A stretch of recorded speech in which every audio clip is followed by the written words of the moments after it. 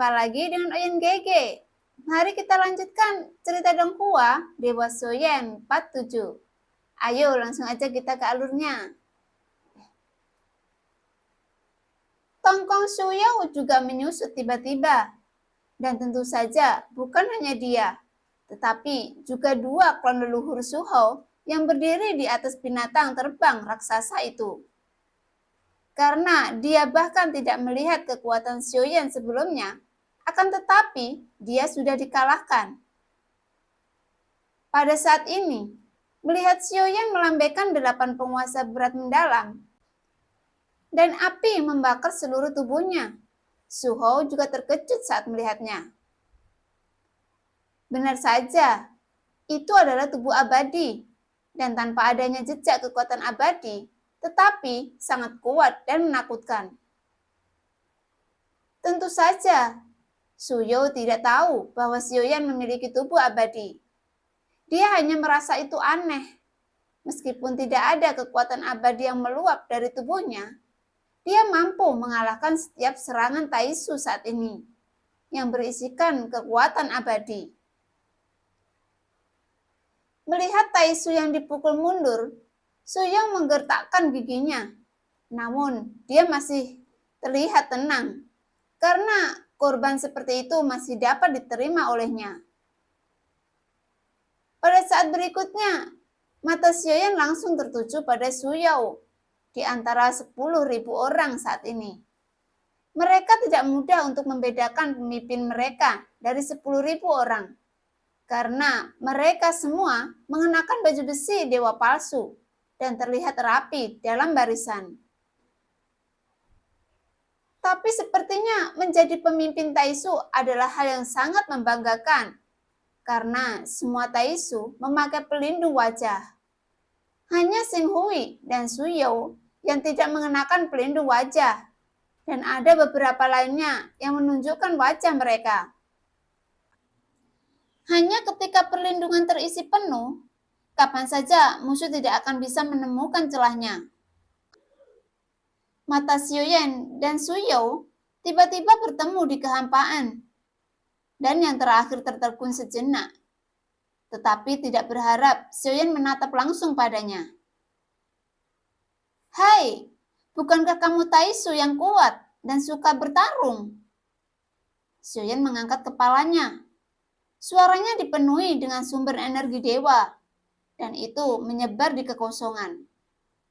Ketika suara itu mencapai telinga semua orang di tengah barisan 10.000 orang Taisu.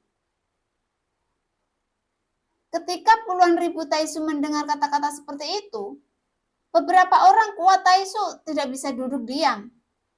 Setelah datang ke alam Xuanyin, meskipun Taisu tetap rendah hati, akan tetapi mereka orang-orang Taisu tidak bisa diprovokasi dengan mudah. Oleh karena itu, mereka tidak pernah dihina seperti ini. Segera, Taisu Wanwan sedikit mencondongkan tubuh ke depan saat ini. Tampaknya, selama Suyo memberi perintah, mereka akan bergegas keluar tanpa ragu-ragu dan mencabik-cabik Xiaoyan. Dari mana Xiao-Xiao berasal? Komandan Suyo langsung membiarkan semua pasukan menghancurkannya. Bahkan jika orang ini aneh, dia pasti akan bisa mengalahkannya. Bunuh dia! Tidak jauh dari sisi Suyo, seorang pria kuat berbaju zirah dewa palsu sudah tidak tahan dengan penghinaan Xiaoyan. Bahkan jika itu adalah teriakan marah. Mata Suyo sedikit menyipit, tetapi dia tidak mengeluarkan suara, karena dia pikir itu adalah jebakan yang dirancang oleh Xiaoyan, dan dengan sengaja mengarahkan mereka untuk mengambil tindakan. Saat memikirkan hal ini, mata Suyo melebar, dan matanya langsung tertuju pada permaisuri di belakang Xiaoyan. Apakah mereka tahu bahwa kita mengulur waktu? Suyo memandang Xiaoyan yang tidak terburu-buru. Sepertinya dia tidak takut pada mereka, tetapi dia sedang menunggu sesuatu. Xiaoyan mengangkat alisnya sedikit ketika dia melihat tidak ada gerakan di kerumunan Taisu saat ini. Bahkan jika kamu ingin menunda-nunda pertempuran ini, kamu masih dapat memiliki sedikit kualitas dasar sebagai aktor. Itu terlalu jelas. Xiuyan mengangkat bahu dan berkata.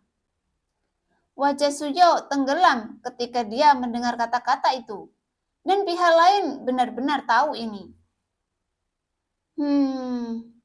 Kamu tahu, sudah terlambat untuk melarikan diri sekarang.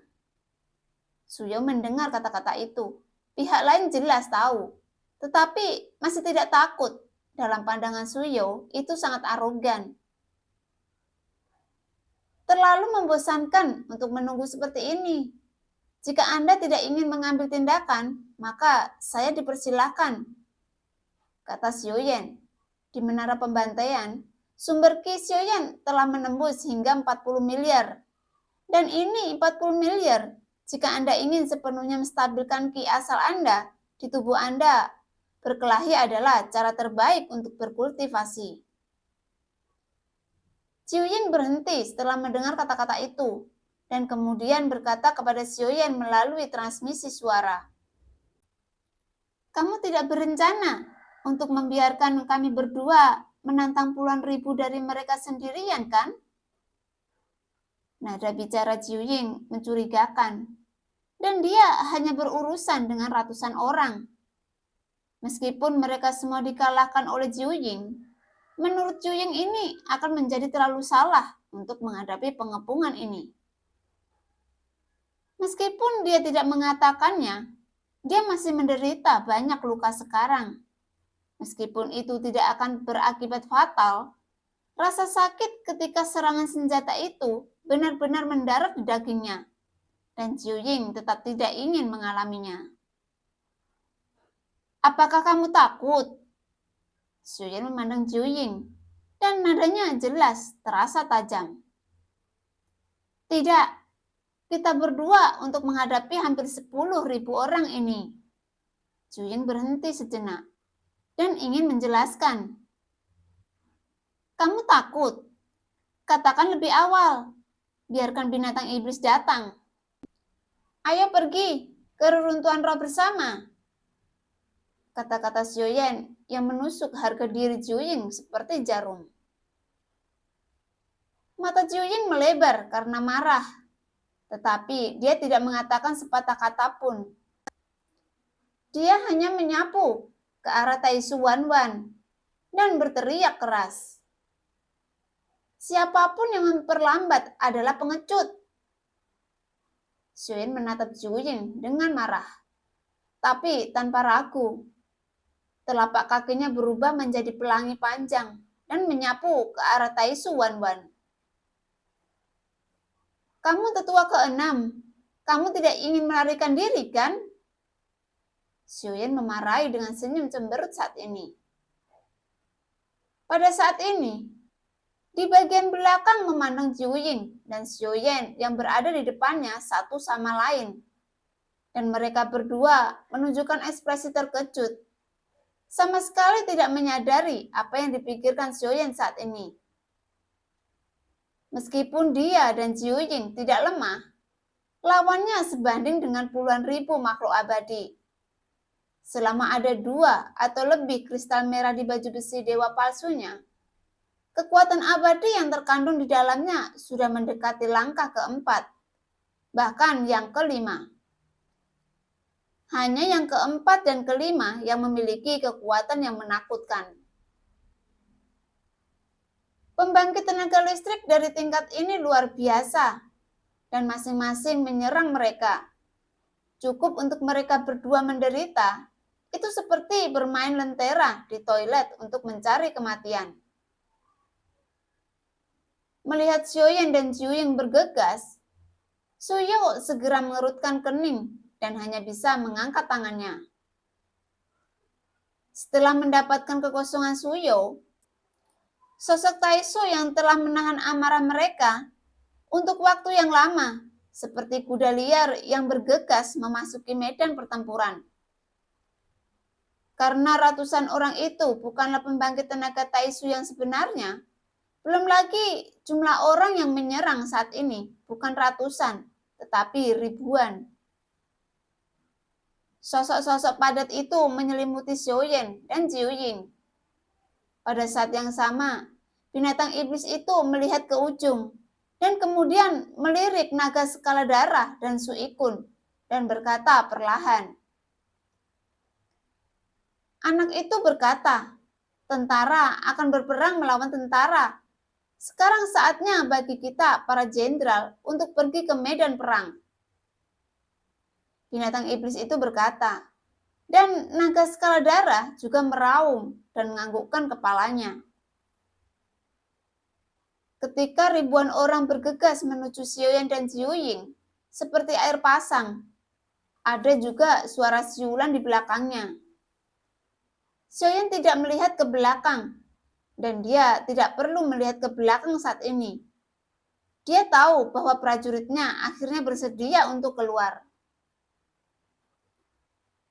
Semua orang, siapapun yang membunuh paling sedikit, menurut kata-kata Jiuying, dia adalah pengecut.